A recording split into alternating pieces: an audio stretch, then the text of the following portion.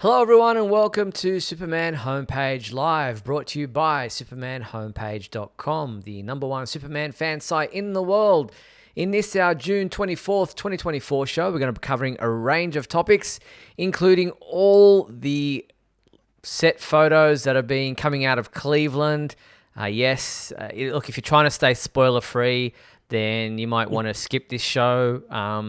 We'll talk about that in a second. We're also going to be talking about the latest episode of My Adventures with Superman, a premiere date for the final season of Superman and Lois. We've got a costume analysis, hopefully, that we can squeeze in.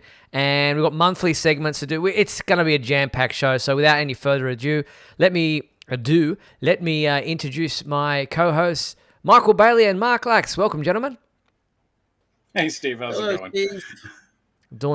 Look, I've got my Superman beanie on today. It's a little bit cool here. I know you guys are sweltering in a heat wave, so I won't talk too much about how cold I am. But want to get into thanking our sponsors and patrons: Douglas Meacham, John Patrick Van Pelt, and Tina Murray. Thank you for your support. And if you'd like to join those fine folks and support our show, you can simply go to YouTube there and click on the join button. There are different levels of memberships with different levels of perks.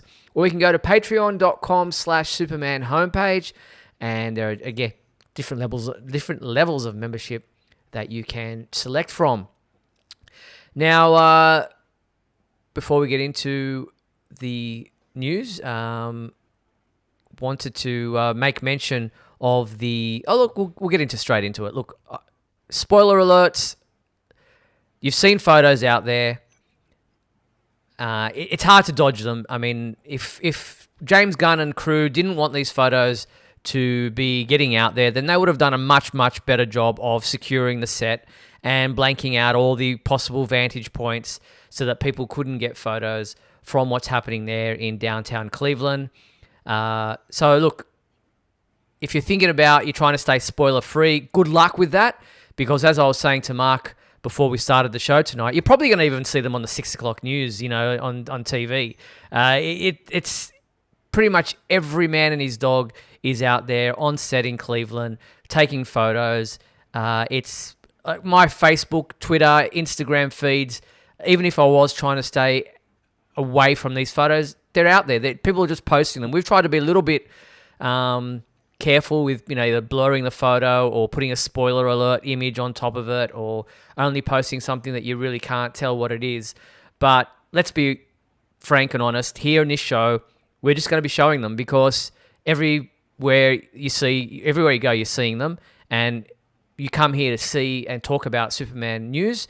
So we are going to be doing that. So if that's not what you want, then I apologize. This episode might not be for you. Having said that, we are now going to spoil everything. Yes. Well, to be fair, we're not actually... There's no details as far as what the plot points are. We've seen the costume already.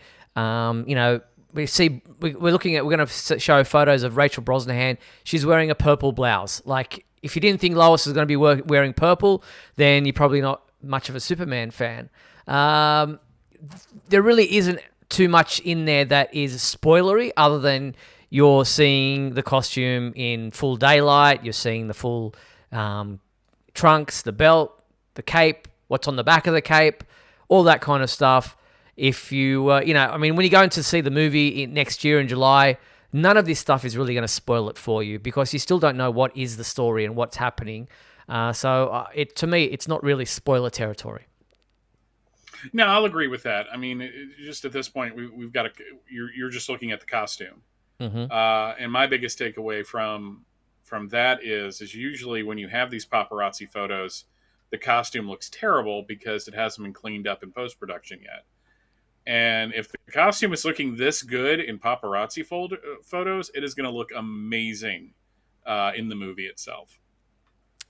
Couldn't agree more. So, all right, let's jump straight in. We start off where we started at the beginning of the week, where we saw some leaked images of what they're building there down in downtown Cleveland. There was quite a bit of interesting signage that we could see from what was taking place.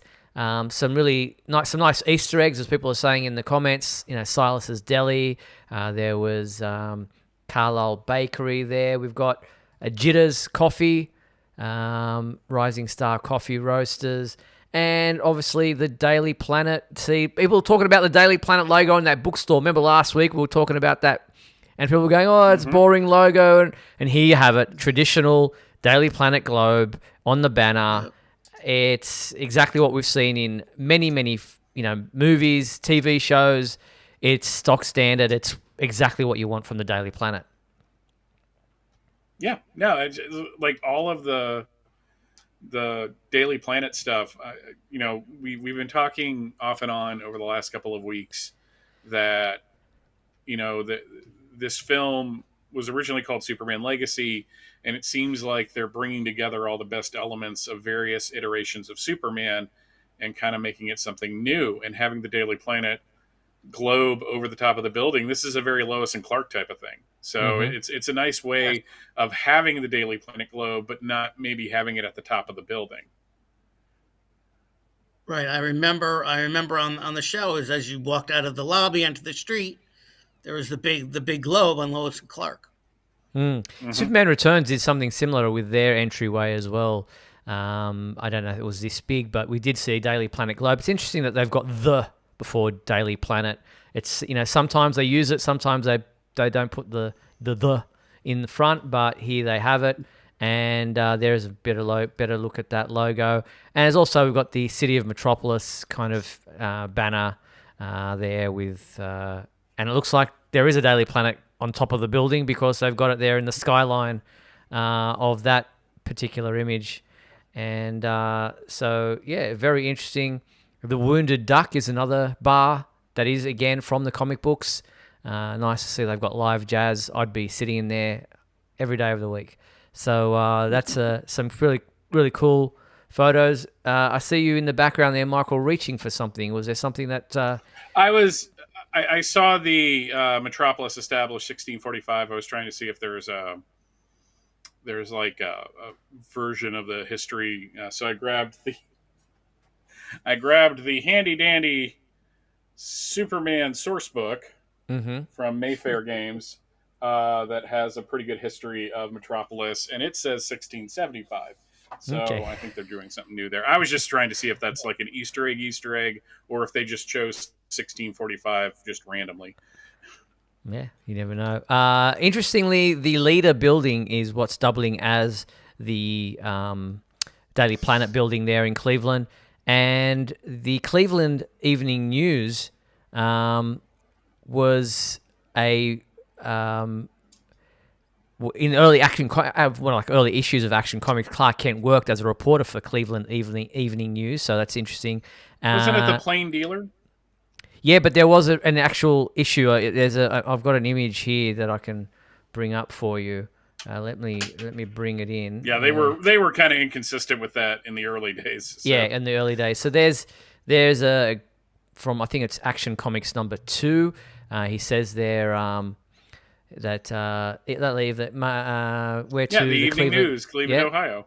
Yeah, there you go. So that's really interesting that they used that in the comic books, and then that the Cleveland Evening News was actually housed in the Leader building at one stage. So it kind of comes full circle. Really nice, interesting dynamic there. So that's quite cool. So yeah, that was some early images that leaked. More set photos have been appearing from Cleveland. What else did we get here? Let's have a look. We've got already said that one. Then we got these newspaper. So these these what do they call them? Dispensers that you can put your coin in, and you get your Daily Planet. You rip it out, and there's a Daily Planet one. Superman stops MTA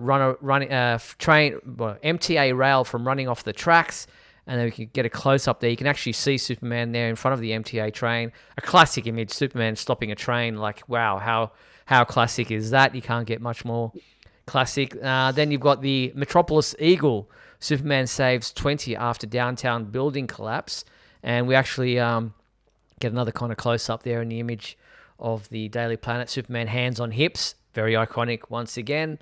So, yeah, we're kind of seeing all these. And we thought that might be it, but...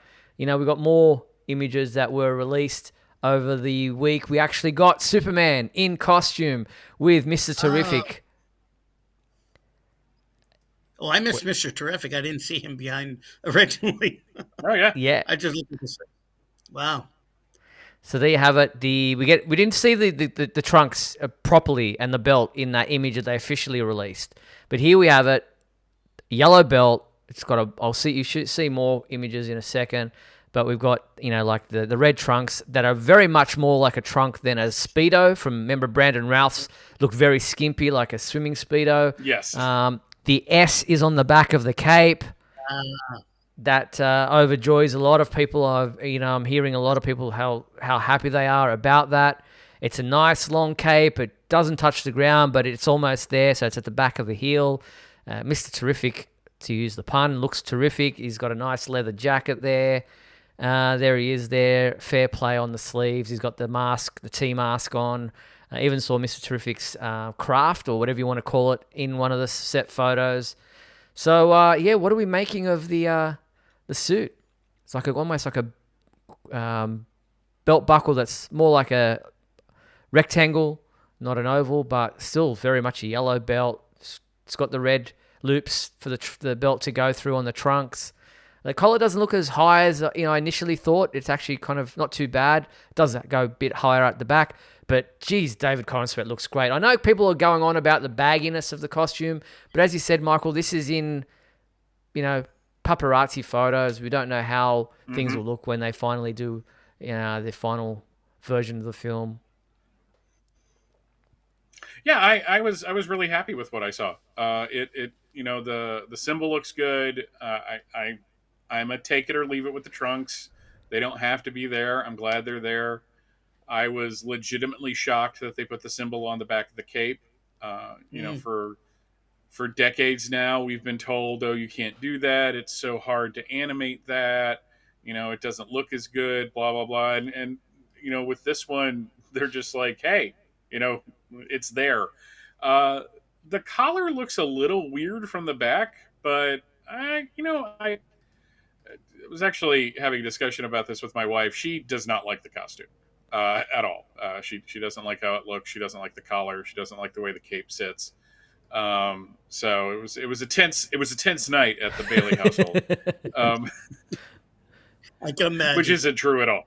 But no, I think, like I said before, I think if it looks this good in paparazzi photos, when we see it on the screen, it's going to look even better.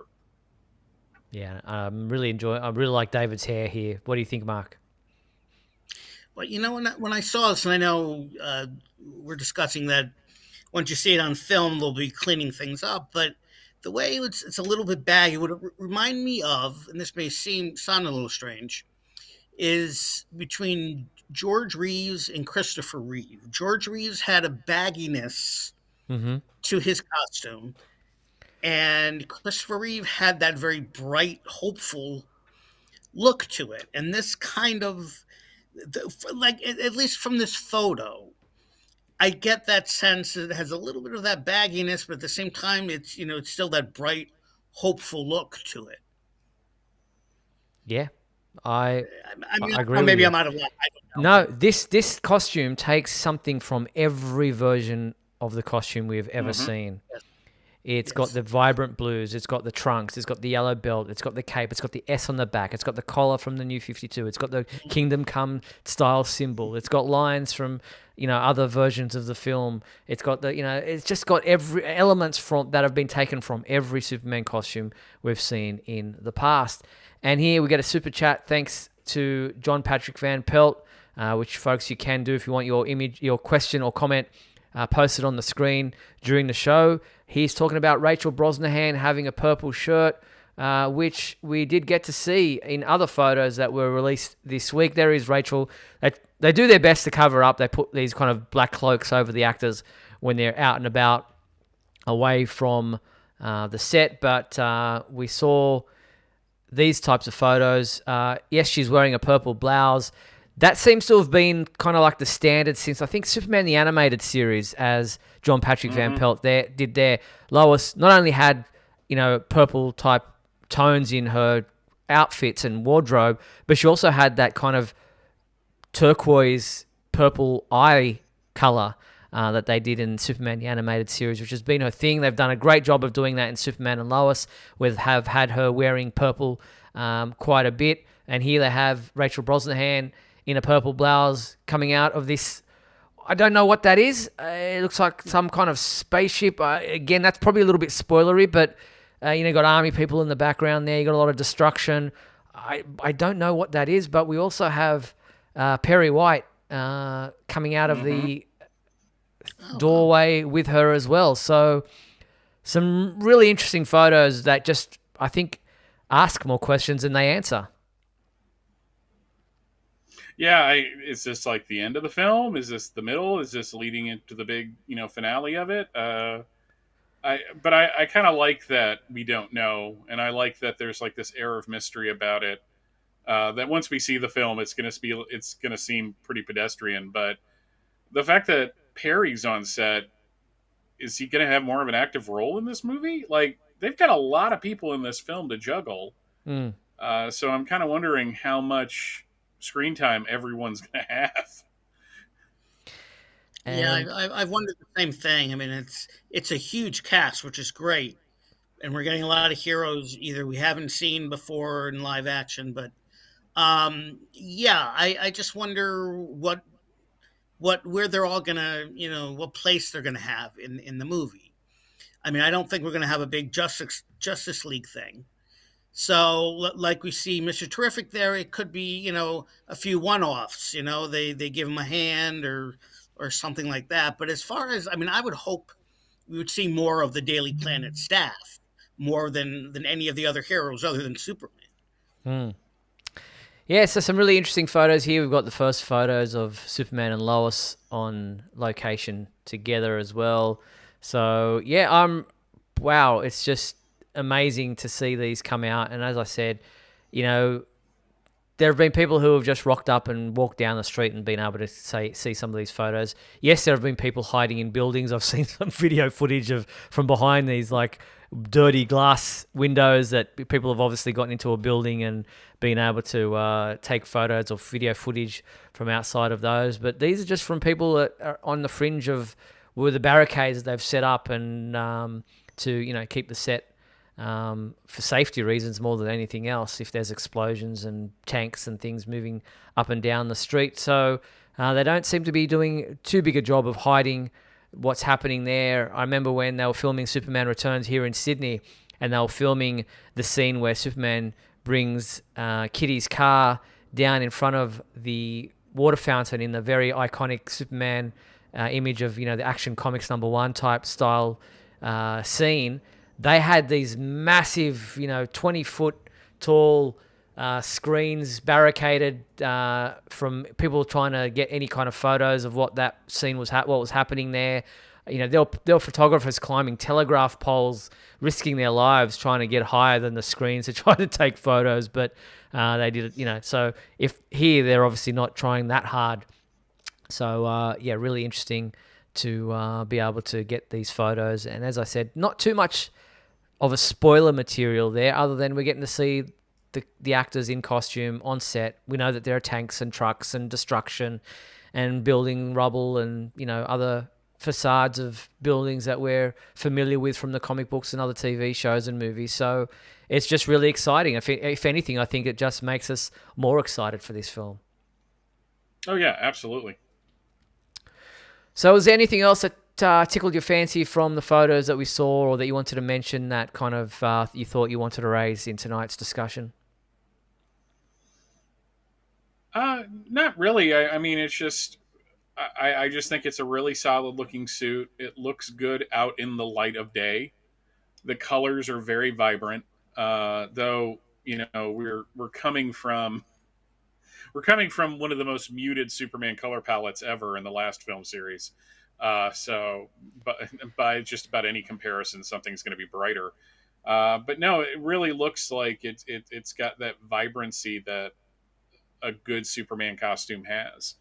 And I know some people are upset about the piping. I know some people are upset because it looks baggy. I know that some people don't like the symbol. I seen more than one diaper comment on social media, and those people can, go straight to hell.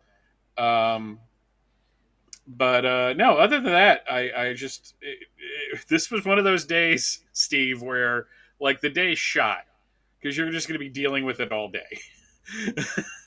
Pretty much. It's just like I woke up at like 5 o'clock in the morning, and it was like, just kind of looked at my watch, my Apple Watch, and it was like, oh, crap. I was going to say something else then. I was like, oh, got to get up. Got to go do these things right now. And, the hits to the website have been going nuts even before I put up the images, because obviously as the number one source for Superman material online, people were coming straight away looking for Superman. Superman was trending, the word. So it's been a good day for the Superman homepage. But Okay. I was just like, I was thankful that this stuff dropped before the show tonight. Okay, so I want to kind of address something that's going on in the comments right now. Everyone's talking about how unprofessional this is. Guys, paparazzi photos like this are just, it's part of movie making at this point, especially if you're going to be out and about. We got these all throughout Superman and Lois. Whenever they were filming in Vancouver, there would be, like, remember when we were talking about the photos of John in his Superboy outfit? I mean, this isn't unprofessional. This doesn't mean that they don't care. Like Steve said, if they didn't want these photos out there, they would have done their best to scrub as many as they could. They want this out there. They want us talking about it. They want us to see the costume right now. So it's not something I don't think they leaked on purpose, but it's also something that they didn't stop. And it's not because they're unprofessional. I'm actually really glad that we're getting to see these. It seems really disingenuous to want to see what the costume looks like and talk about it and want to know about the film. And then when something does get released, going, well, they shouldn't have done that. We can't have it both ways. Yeah, couldn't agree with you more. Mark, anything you wanted to add? No, not really. I just makes you more excited. Exactly. It's And to your point, Michael, I'm looking for it now. I can't find it, which is always the way when you see something on social media. There was someone posted a newspaper article from the making of Superman 2 back in the day, and they had exactly these types of photos, even better, of Christopher Reeve on wires flying over, the set on location there in New York, I think it was, where they were filming, wherever that was, they were doing it. So this has been a thing for over like nearly 50 years now. So it's not anything new. It's, this might be your first exposure to that type of thing because you're either a new fan to Superman or you haven't been around for those types of films before. But this happens in every film that shoots on location. It's just part and parcel. It's not unprofessional from the crew and the cast, and it's not unprofessional from the photographers or the paparazzi. It's just part and parcel of what happens when you are out on location filming. So it is what it is. All right, so that's the movie side of things. As we know, July 11th, 2025, the film will be out. It is titled Superman. It is directed by James Gunn, and we look forward to being able to bring you more material as it comes to hand, your number one source for all the Superman information that you want online. All right, let's move our attention to the television side of things, where hopefully you saw our exclusive interview. It kind of has gone pushed down the ladder of things that we've been posting about this week, but our exclusive interview with co-producer and writer of My Adventures with Superman, Josie Campbell. She went through and answered all our questions one by one, questions that we'd hoped to ask her on our live show, but she wasn't able to because of illness. We even got some fan questions in there, so hopefully you've been through that. Some really interesting tidbits in regards to the force field, as you asked, as I was discussing last week with you, Michael. Yes, it is the bioelectric aura, or sometimes called bioelectric field, that is mentioned in the comics, but very specifically, it's also in the Grant Morrison All-Star Superman run.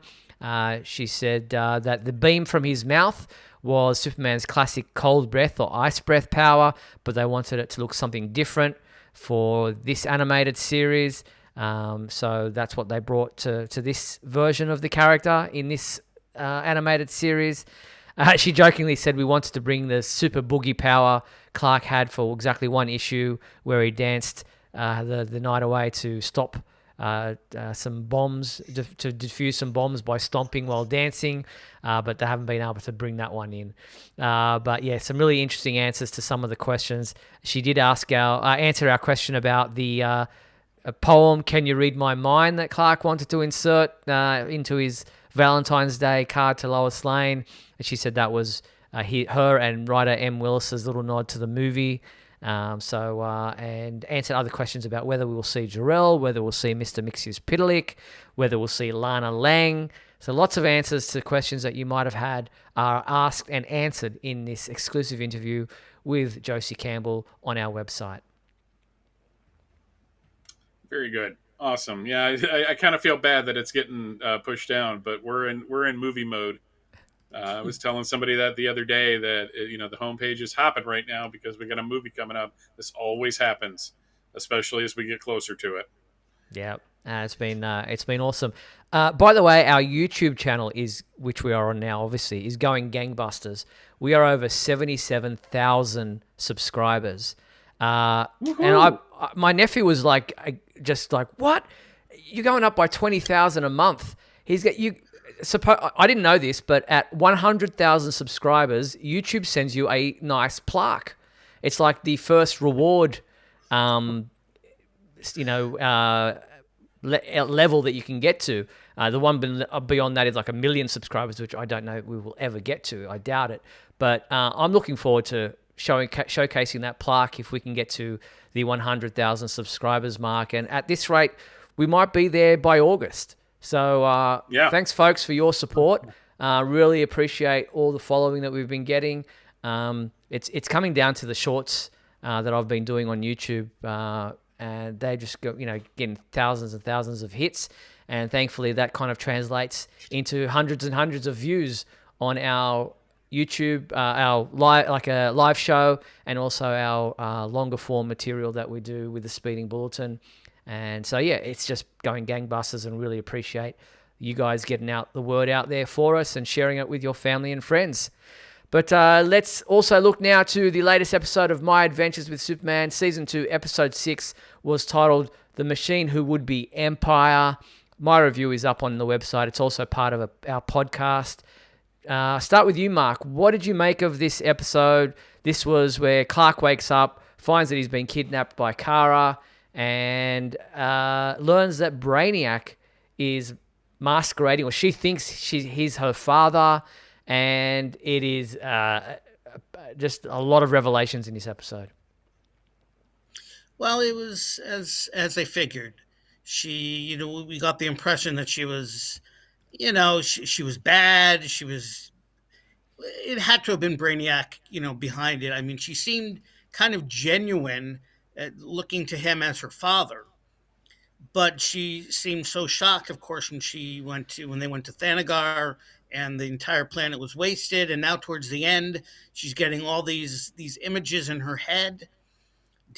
Was I the one that did that? Was I responsible for that? And it's bringing a whole different level here to both to the character and to the show.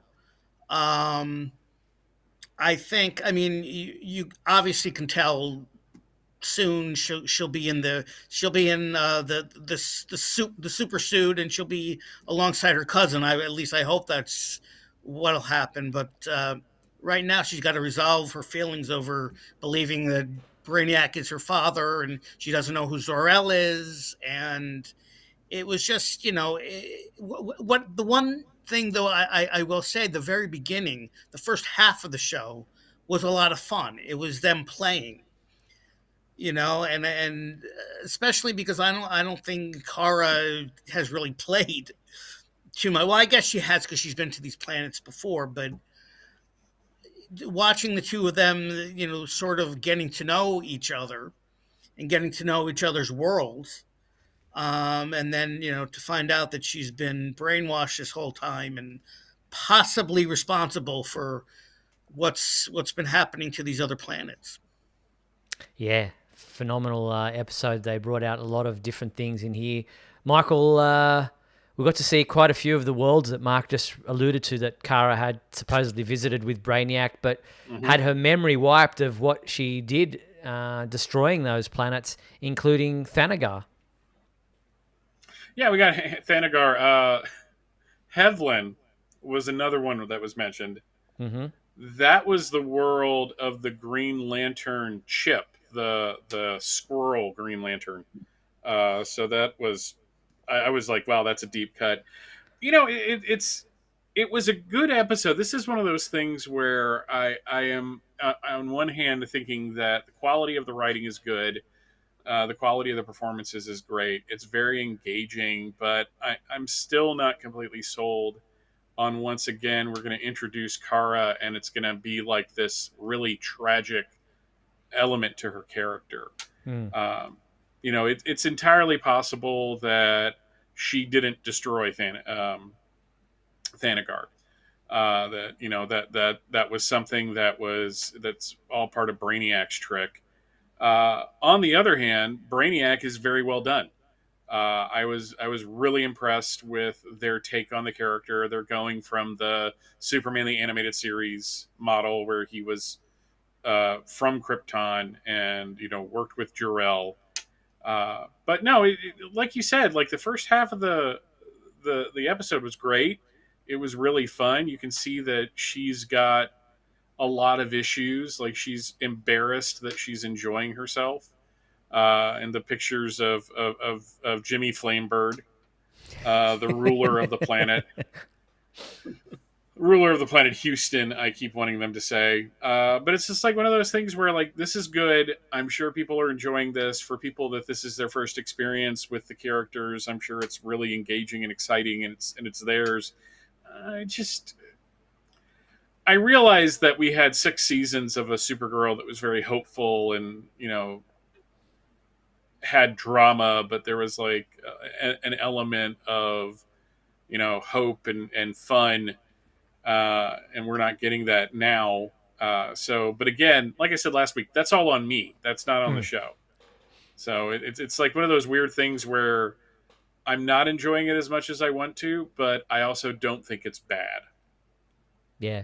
No, I'm enjoying this version of Brainiac. He's not just calculated and robotic, but he's also maniacal. He's got this mean streak where he's laughing, and it's just, it's pretty creepy. And I'm really loving the way that he's voiced by Michael Emerson. So, really great version of Brainiac. It'll be interesting to see, like Mark said, how long until Kara kind of snaps out of his hold and he's able to side with Superman and her cousin Cal. She turned around to calling him Clark at the end, which was a nice moment. And nice timing by Jimmy and Lois with Marla and the Brain at the end there emerging from the portal. So that'll be interesting to see just how much of his millions Jimmy has spent on that craft. It's probably all gone now. That's a spaceship. That's going to be more expensive than anything else. Very good. So looking forward. I did enjoy the snowball fight sequence. With the asteroid belt that they had to get through. That was a cool moment, and really interested to see just how long it takes. And they're speeding things along. Like we're really getting to some important moments. And because we only have 10 episodes, they're really powering through the story, which is great. So, I really enjoyed this episode. Let's have a look at the upcoming episode promo, one of 2 that they released. Here is the Season 2, Episode 6 promo. On the next episode of My Adventures with Superman. Martial law is now in effect. So when Superman returns, we'll be ready for him. My Adventures with Superman. New episode. Saturday at midnight on Toonami. Next day on Max. So there you have it. This is called Olsen's 11, which is obviously taking inspiration from Ocean's 11. And it'll be interesting to see what this episode brings us. Lois and Jimmy recruit mercenaries and mad scientists to help them steal a spaceship out from under the nose of Task Force X. Okay, so he didn't actually pay for it. He stole it. Okay, very good. I like that. That's good. Good. It's a bit more. I mean, we don't condone stealing. We don't condone stealing, but it's nice that Jimmy is not spending his millions frivolously in this episode so far that we know. A couple of questions from John Patrick Van Pelt. He was asking earlier why Kara had trouble breathing in outer space. She was pretending. She wasn't, like, of course, Clark kept insisting that he get a mask on every time he left the ship and went out into space. And then Kara pretended that hers was malfunctioning and was just poking fun at him. So she wasn't actually having trouble breathing. She was saying, we don't need masks to breathe out here, which is interesting because Superman in the comic books, especially since the modern age, Byrne era, has always used a mask when out in space because there's no air to breathe. But I guess the Kryptonians in this, and there's a vacuum of space. So how are they talking in space? But you can ask Superman for the same question. Yeah, sure. I have to say that very few criticisms I have of the Byrne Superman and all that was the fact that he had to wear a mask in space. I mean, I just wish that one thing they didn't do, because to me he's Superman. He doesn't need a mask in space. I know he wasn't as powerful. I know he made him, not quite as powerful. But I just, every time I saw that, it just kind of. But then they played fast and loose with it throughout the 90s anyway.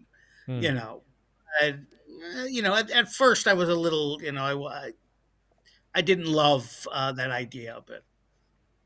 Yeah, no, I can take it or leave it. I mean, it is a cartoon about a flying man, so let's not get too into the weeds about the scientific, whether or not they could breathe or talk in outer space. We'll leave it at that.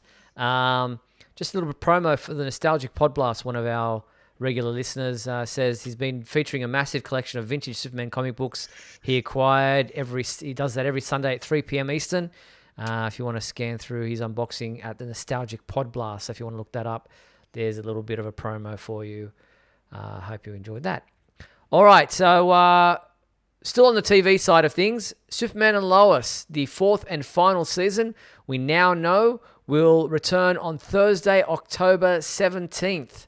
So Thursday, October 17th with a 2-hour premiere, so a double episode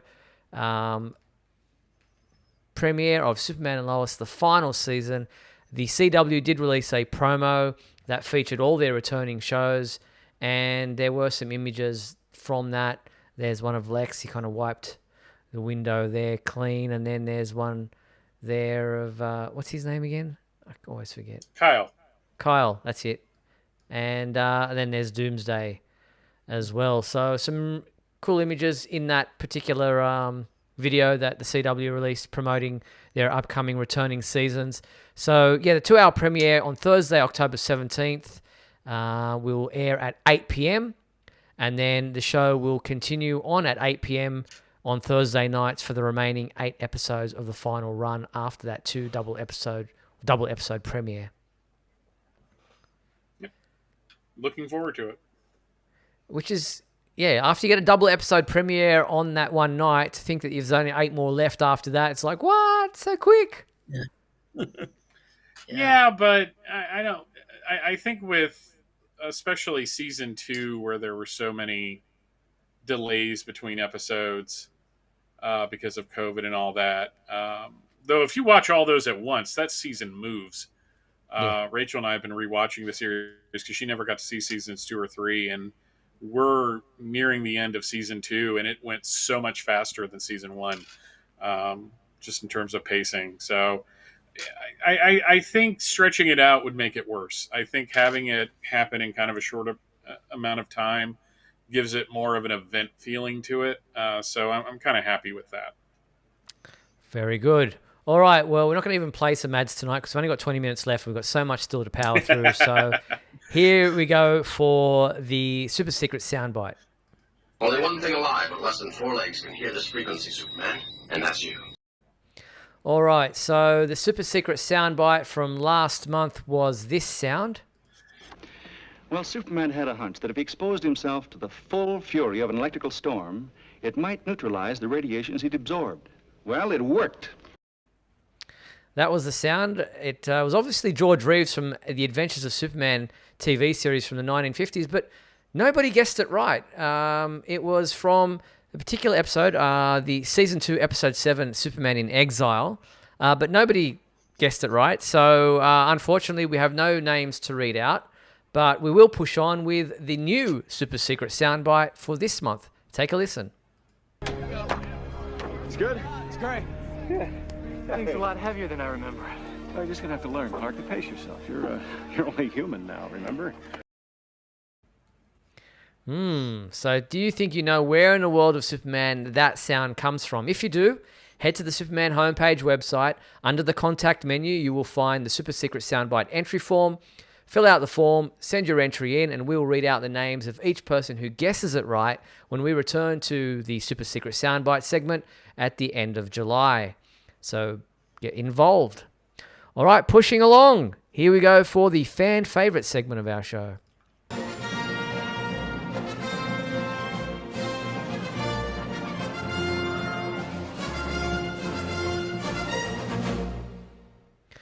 All right, Michael, what was our fan favorite question from last week?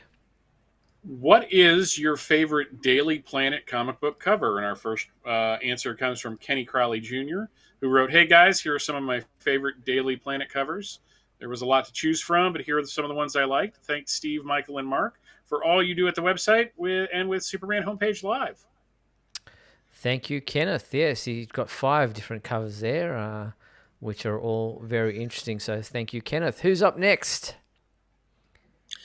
JP Roca wrote, Action Comics 810 is one in a series of action covers by animator Dave Bullock. This one, featuring the Daily Planet and Metropolis, has a great late 1930s feel. Yeah, I always love that cover. That's a really cool one. Yes. Thank you, JP. Very cool. Next up, we have Lorenzo Valdez, who said, my favorite Daily Planet cover is from The Batman Strikes, number 44. Christopher Jones is one of those artists who is masterful at rendering art for tie-in comics in the style of the tie-in comics' respective animated series. And on this cover, he created a striking image of the world's finest duo in action in the Metropolis sky with the iconic Daily Planet building right behind them, done, of course, in the style of the animated series The Batman. I recently came across this copy of The Batman Strikes number 44, signed by writer Josh Elder, and I immediately purchased it. This comic holds special significance for me, as The Batman Strikes was the first comic book series I started buying and reading month to month. Additionally, I want to give a big thank you for inquiring to Josie Campbell about Lana on my behalf. I had a wonderful time reading that interview you conducted. No, thank you very much, Lorenzo. We appreciate you sending in your question. I was happy to ask that, and thank you for sending in that cover. Alrighty, Ryan Ignatius Pratt wrote, while I don't know if I have a favorite Daily Planet cover per se, I will say that I've always liked the cover of Man and Superman 100-page Super Spectacular number 1 by Claudio Castellini, I can't say that, and Alex Sinclair. It immediately left an impression upon me when I first came across it back in 2019. The story inside by Marv Wolfman is nicely done too. On a different note, I've been loving the costume analysis that you, Mike, and Mark have been doing. In addition to Brandon Routh's Kingdom Come suit, Tyler Hoechlin's Fleischer suit, you might also want to consider reviewing Dean Cain's version of the Black Recovery suit from the new Krypton story arc on Lois and Clark. Similarly, if you were thinking of reviewing the looks and suits of Clark Kent's over the years, which I think is a great idea, I would also suggest you keep doing the same for the various Lois Lanes we've had over the year as well. Keep up the great work. Wow, people are just giving us ideas. We're going to be doing costume analyses for till we're old and decrepit, which is probably next year at this rate. No, but thank you very much for everyone. Thank you, Ryan, for that one. But thank you, everyone, for participating in the fan favorite question for this week. Mark, what is our new fan favorite question for next week? The new fan favorite question is, what is your favorite Krypton comic book cover? Yeah, so it could be Krypton exploding, Jor-El on Krypton, anything Krypton related. The email address to send those to is info@supermanhomepage.com. Send us your email with your favorite covers of Krypton, and we will show them here next week. info@supermanhomepage.com. All right, let's jump straight into our costume analysis this week. This is doing the Superboy costume from the 1980s Superboy TV series. This one was interesting because we had 2 actors playing Superboy at the time. They were two gentlemen on your screen right there, Gerard Christopher on the right and John Haymes Newton on the left. John did the first season and then Gerard Christopher the subsequent seasons. And the costume didn't change too much. The S did a little bit and the way that the cape attached a little bit. But for the most part, we're going to be covering them as a whole. I will say just up front that the John Haymes Newton costume is probably the most comic book accurate costume live action of any live action version I have seen. Yeah, no, I'd agree with that as well. All right, so let's jump straight into looking at the cape like we like to do, and we look at the way that the cape is attached there over the shoulders, perfectly tucks into the under the cape, under the collar. It's nicely folded over the shoulders, and some might say that the neckline's a little bit wide, but for me, it looks fantastic. No, I agree with that completely. No complaints on this one. Really on just the entire costume, but especially the specifics of how the cape attaches to it. Yeah, I think it looks really sharp. And Mark, it's got a nice length to it too. It comes down, about just at the bottom of the calf muscle there, just below the top of the boot. It's a nice flowing red cape, great material. What do you think? Yeah, I like when it's just about calf length, because any more it's a little too long. Any shorter it's too short. Not that there haven't been longer ones or shorter ones I didn't like. It's just that's just the right length. That's just how I like it. That's how I see it in my head. If there was a live action Superman. Now, interestingly, they used a Christopher Reeve cape for this TV series because that's a different symbol on the back of the cape. That's the Christopher Reeve cape. So I think it was actually a Christopher Reeve worn film cape as well, because obviously it was the same producers who did the Superboy TV series as did the Superman, the movie, so the Salkind. So that was very interesting. But then we moved to the body of the costume. We're using the Gerard Christopher one here. It's pretty much just the blue tights. It's the Christopher Reeve type material. It's only got the seams just there, from the armpits up to the shoulder, and it's just really that one-piece look. Yeah, and again, very classic. I think that's one of the things that this show did very well was the costume. So the fact that it looks pretty much right out of the comic books is amazing. Mm. I think that part of the main objective was they wanted it to look as close to the Christopher Reeve costume as possible, while giving it its own little thing. But yeah, I mean, of all the costumes, I mean, these really are, I mean, right out of the comic. Right out of the comic. It just makes you feel good looking at these costumes, because they give you that feel. Others have tried to add their own elements to it, as they always do, but other than just the S changing a little bit, these are right out of the comic. Yeah, this is as iconic as you can get, as classic as you can get. And the S symbol is just the right size on either of the costumes, as far as I'm concerned. There is the red on the John Haymes Newton one was a bit more bold, as far as it was a thicker type of line, where on the Gerard Christopher, it's a lot thinner, and the yellow kind of stands out a bit more because it's just got a bigger surface area. But the symbol is very iconic. It's more the comic book traditional trademark symbol rather than the rougher Christopher Reeve one. So spot on. Yep. Yeah. This is the most boring one to cover because it's so good. There's not a lot to pick apart with it. I do kind of prefer the John Haymes Newton S though. Same. Looking at the two side by side, simply because I think it's just more vibrant, and but to be fair, also, while they're both guys that are in really good shape, Gerard Christopher is a little beefier than John Haymes Newton, so they had to have different S's. because it may not have looked as good on Gerard Christopher as it did on John Haymes Newton. So the changes kind of make sense there. Yeah, I couldn't disagree there. And the trunks is an interesting one because here we've got pretty much a standard Superman trunk. It's not as long on the thigh as we've seen with the current one for a David Corenswet, but it's still very much classic red trunk, red hoops, and then you got the yellow belt as well with the double oval type of embossed buckle. Yeah, this is kind of the baby bear trunks. It's not too hot, not too cold. It's just right. Yes, I will agree on that.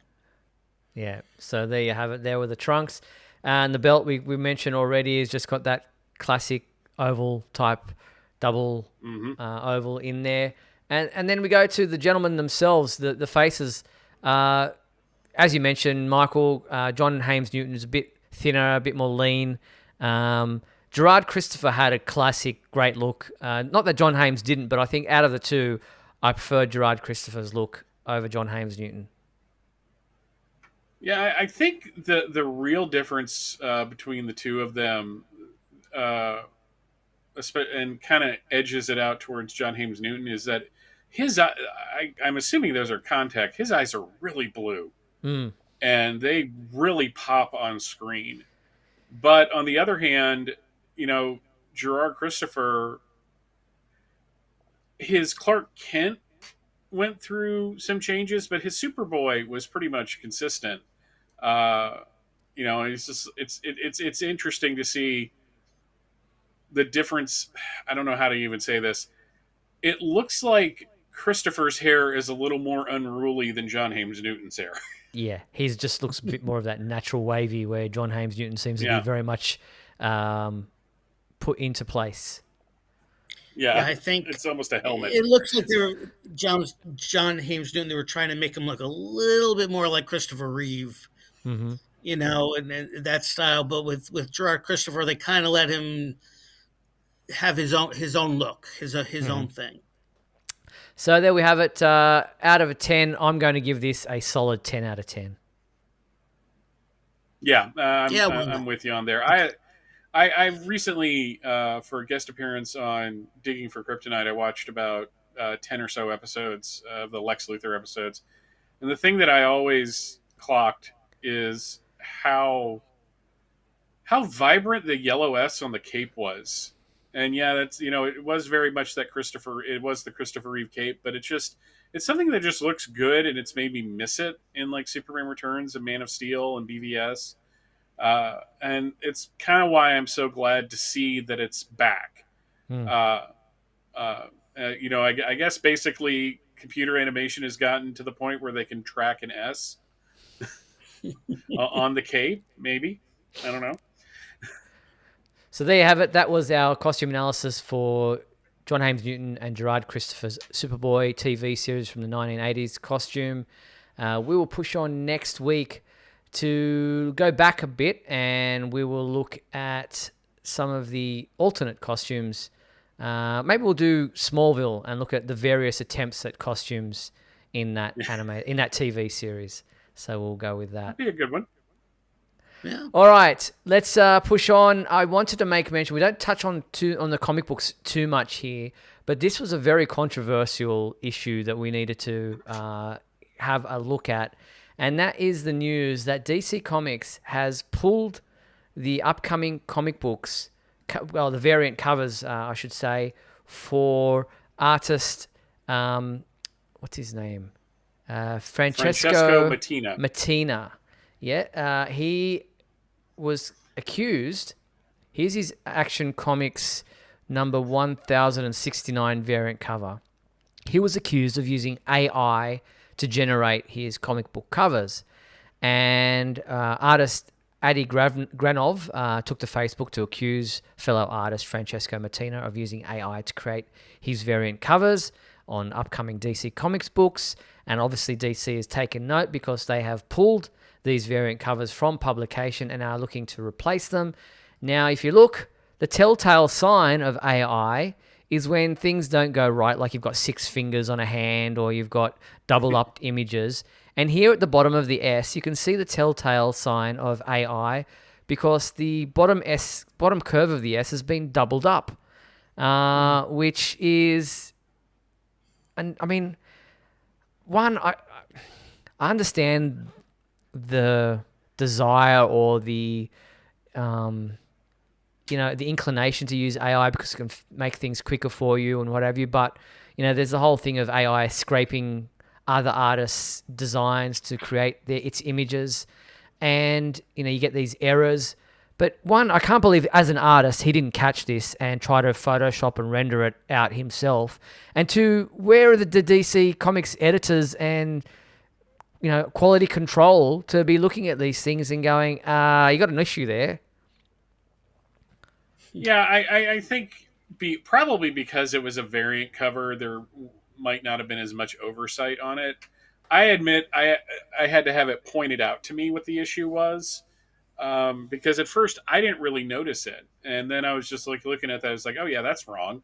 That's really kind of weird. It's just like, the whole controversy over AI is something I have a weirdly kind of hard line on. I think using it to